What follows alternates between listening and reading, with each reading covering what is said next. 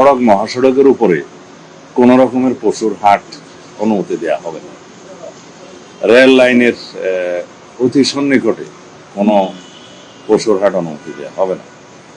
আর যে সমস্ত হাটবাজারে, বড় বড় হাটবাজারে অনেক সময় দেখা যায় যে বিভিন্ন জালিয়াতি হচ্ছে, সেগুলো বডি ক্যামেরা নিয়ে পুলিশ পাহারা দিবে।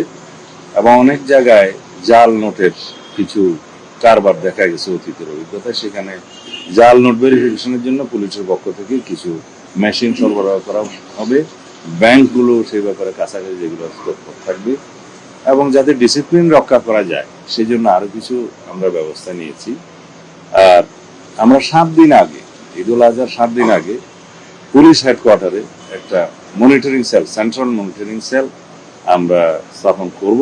সারা দেশের সাথে যোগাযোগ থাকবে। মহাসড়কগুলোকে যেখানে যেখানে ক্যামেরা আছে ক্যামেরা দিয়ে মনিটর করা হবে, আর যেখানে যেখানে নাই সেখানে আমরা যথোপযুক্ত ব্যবস্থা করব, যাতে অতীতের অভিজ্ঞতা থেকে আমরা যা শিক্ষা নিয়েছি সেগুলো অ্যাপ্লাই করে যাতে আমরা একটা নজির স্থাপন করতে পারি যে নিরাপদে আমাদের এই ঈদ যাত্রাটা এবং আশাটা নিশ্চিত করতে পারি। সেই জন্য